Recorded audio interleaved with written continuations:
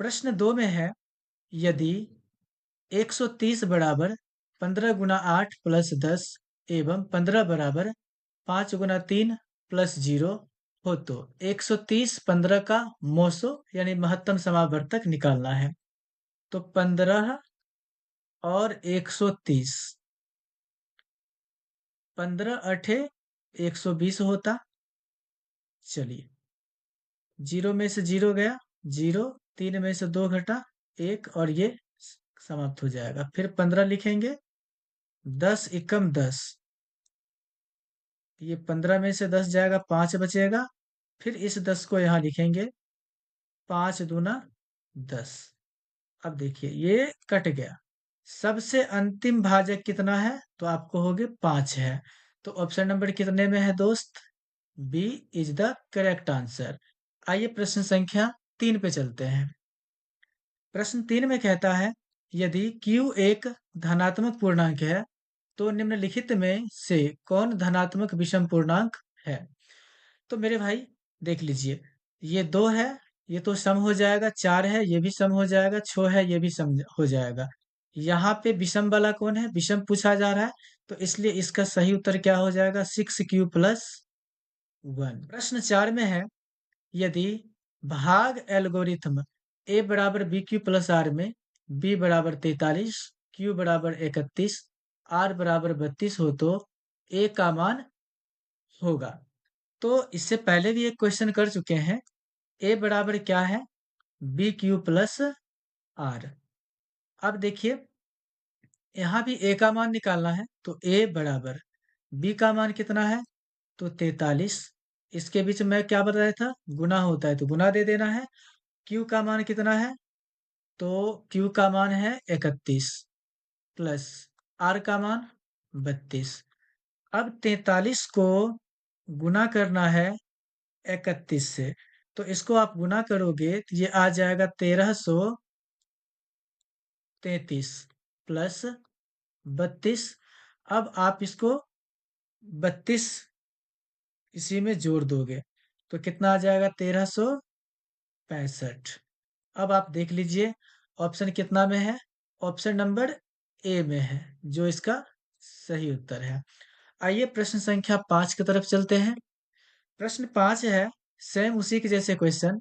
यदि भाग एल्गोरिथम ए बराबर बी क्यू प्लस आर में ए बराबर 72, क्यू बराबर 8 तथा आर बराबर 0 हो तो बी का मान क्या होगा?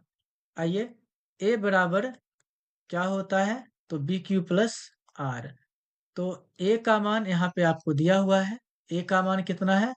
तो 72 है, बराबर बी का मान कितना है?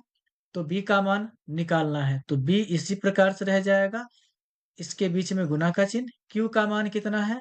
तो क्यू का मान 8 है, प्लस आर का मान कितना है? तो ये 0 है। चलिए, अब देखिए, ये 72 बराबर, पहले इसमें गुना कर देंगे क्योंकि गुना का चिन्ह पहले बड़ा है, फिर जोड़ेंगे।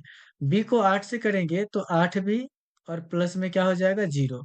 इसको जोड़ेंगे फिर भी वो उतना ही रह जाएगा, यानी 72 बराबर 8 भी आएगा। अब यहाँ पे देखिए, 72 और ये 8 गुना में है तो ये बट्टा में आ जाएगा, बराबर क्या बचेगा? बी। 8 नमे 72, तो बी बराबर कितना आ गया? 9। अब आप बताइए, ये ऑप्शन नंबर कितना में आपको दिख रहा है? तो ऑप्शन नंबर आपको यहाँ पे ए में दिख रहा है, तो ये इसका सही उत्तर हो गया। आइए प्रश्न संख्या 6 की तरफ। प्रश्न 6 में है, यदि 156 बराबर 2 का पावर x गुना 3 का पावर y गुना 13 का पावर z हो तो x plus Y plus Z का मान कितना होगा? तो यहाँ पे 156 का अपना क्या करना है? अपने को गुणनखंड कर देना है। 2 बार में लगाइएगा तो 2 सत्ते 14, 2 अठे 16। फिर 2 से लगाएंगे तो 2 तिया 6, 2 नमे 18।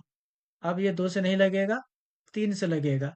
3 एकम 3, 3 तिया 9, यानी 13 बार में कट जाएगा। फिर 13 से लगाओगे तो ये 1 आ जाएगा। अब देखिए, ये 2 है, 2 का पावर x गुना 3 का पावर y गुना 13 का पावर क्या है? जेड बराबर, ये 2 है तो 2 दे देंगे, एक्स यानी 2 कितने आया है, तो एक और एक, एक ये है और एक ये है, तो 2 है तो इसका पावर 2 गुना, फिर 3 है तो 3, 3 कितने आया है, तो 3 एक आया है तो इसका पावर 1 गुना, फिर 13 है तो 13 दे देना है, 13 कितने आया है, तो ये भी 1 आया है तो इसका भी पावर 1 दे देना है।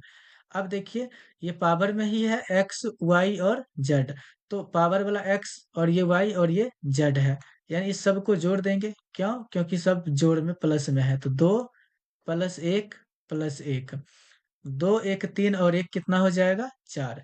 तो इसमें ऑप्शन नहीं है, इसके लिए ऑप्शन सही कौन होगा,